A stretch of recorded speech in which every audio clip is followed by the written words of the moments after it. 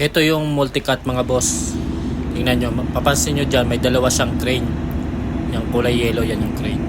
So may hila-hila siya ritong mahabang pipe. Actually maiksi pa tong pipe na to eh. Yan, galing siguro to sa project, tapos pumunta dito sa yard. So mamaya-maya kakalasin nila to eh. Hati-hatiin nila yan. So ito yung multicut. Dito sa multicut, matrabaho rito mga boss. Yan ang mga trabaho nila.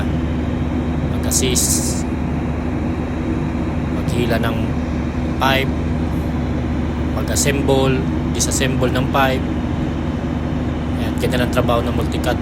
Maraming trabaho to. Isa to sa pinaka bugbog na trabaho. Ganitong mga operation sa multicut mga boss. Dito kahit anong weather condition, kahit umulan, mainit, maaraw, once na tuloy-tuloy ang operation nito, talagang dapat nandyan din kayo. Kahit nga maalon, minsan pag kailangan talaga, walang choice dyan yung mga tao dyan. Kasi ito talaga yung maasahan sa operation. So ito yung rubber pipe mga boss, naka long side sa amin.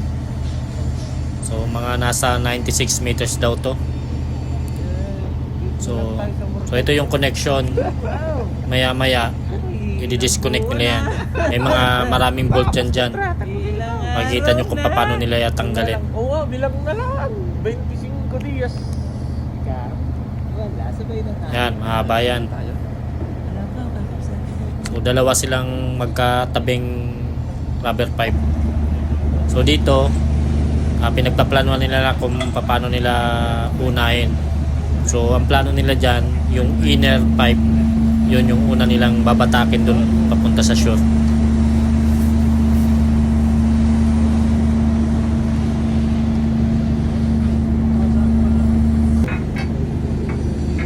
Yan, dito sinisimulan na nilang kalasin yung cable, paghiwalayin.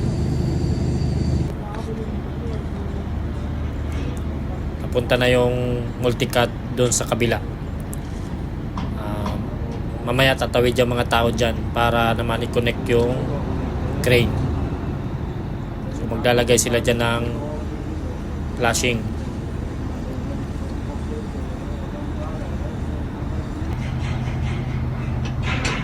Yan, nandyan na yung tao.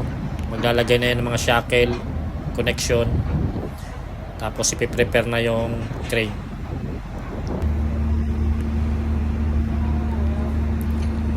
Yan, ito na yung makikita nyo mga boss. Piniprepare na. I-connect na yung crane dyan.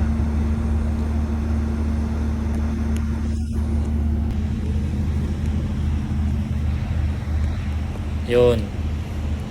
So ready na. Ready na yung multicut. Abante na yan. Dalawa. Oh, dalawa yan. Dalawa din remote yan. Oh, nakita din yung plastic cow. Nakita mo na? Nahulog pala doon sa hihil mo na Tatanggalin yung yung gitna. Tatanggalin yung connection ba?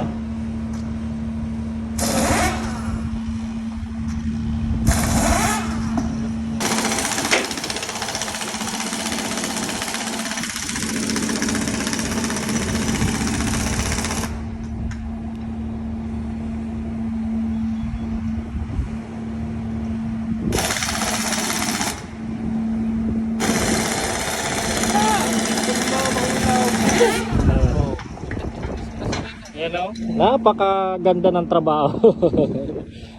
Safe na safe kayo dyan pag dyan kayo napunta. Ako pa, kunting pitik ka dyan. Goodbye. Inangat na yung pipe. Dinala na rubber pipe. Yan ang tinatawag na rubber pipe. Floating rubber pipe. Yan.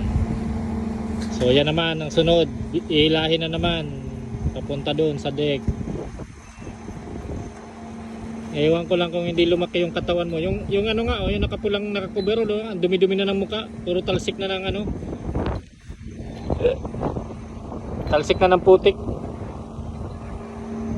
Yan oh, yan yung isa naka-orange, kapitan yan. Ayaw na ba? Oh. Yan yung nakausap ko kanina. Tulong-tulong siya. Oh, bata pa. Hindi mukha